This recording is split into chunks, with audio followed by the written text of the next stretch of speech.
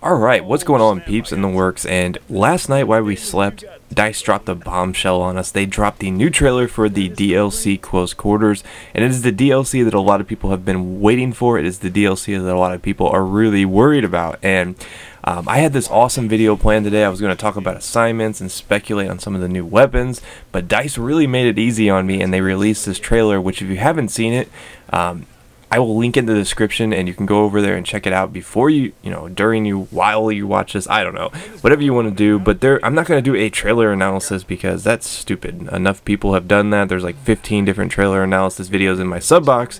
So I am just going to talk about a few things that I've noticed, and I'm going to basically do the video that I wanted to do earlier without actually not having accurate information. No speculation. This is going to be pretty accurate. So in the trailer we saw so many new weapons. First off the bat, we saw the L86 A1, which is the light machine gun version of this bad boy you see in front of you, which took me forever to grind to unlock, but we'll talk about that a little bit later on when we talk about assignments. But yeah, that's really awesome because I'm really a big fan of that weapon. So that was definitely an LMG though, so that was one of the support weapons I saw. But then there was the Spas-12, and everybody's been waiting for that because pretty sure it was in Bad Company 2, and a lot of people were surprised that it didn't make it into this game. So it will be making an appearance. But the thing that I saw that really got me excited was the TAR-21, which is I think it's a Israeli-made weapon, and it's one of my favorite weapons. It's a really awesome assault rifle. I don't like to mention COD, but I really liked it in Modern Warfare 2. It's probably my favorite gun in the game, and I'm a big fan of the TAR-21. So I was really happy to see that one pop up in there.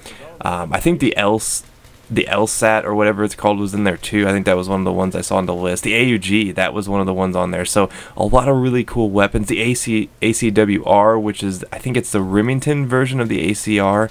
I'd have to do some fact checking on that to confirm that, but I'm sure all you gun nerds in the comments can have your way with that bit of information, and I'm sure you can give everyone an accurate interpretation of which ACR version that is. And then the Scar L, which to me was no surprise. I've been saying for a long time I would be shocked if they didn't put that gun in the game. So it seemed like there was a lot of variety in the new weapons, and that leads me to believe that even though we didn't see all of them, there's a lot to come. And look at that right there. That is amazing. That dude tried to knife me, and as he pulled me around, he got shot in the face. But I thought that was pretty funny. But yeah, I am playing some TDM if you haven't noticed, and I got a pretty good TDM. I got like 45 kills in this TDM, and it was pretty quick. So I was like, alright, I'll throw this one up there for us. But yeah, I'm really excited about this. But that leads me to my next topic, is the assignments. And a lot of people didn't like assignments, and I'm one of those people. Now, when I first saw them, I thought assignments were the most awesome thing in the world. I was like, man, this is such a good idea, DICE. But then when I actually read about them and I started to try to earn them, I realized just how monotonous these stupid assignments were.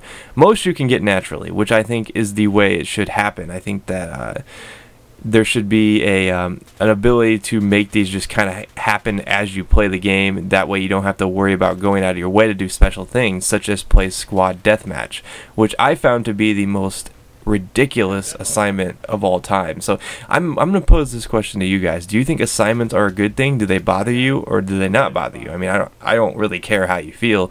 I'm just curious to see if people actually liked assignments. Now, I've already stated that I was not a big fan of them because it's just some of the little quirks and things of them were just too difficult to get, and made getting some of the weapons a little bit too hard for me to achieve. And I'm not really complaining about that. I mean, I understand why they're there. It gave the game some variety, but the problem I had with it is just the fact that they forced you to play certain game modes that you normally wouldn't play. And I'm not a huge fan of that because I think squad deathmatch is probably the worst game type in this game, and it makes it really hard to enjoy yourself while playing it when you're grinding for something like that. And not to mention that there's not that many squad deathmatch servers even going. So a lot of things in the assignments I think they could change to make it better. So I think they should stay away from forcing you to play individual game types. They should focus more on just playing the game and unlocking these things naturally, just from being in the new DLC, just from grinding and just getting your playtime in. That way you don't have to worry about using a specific weapon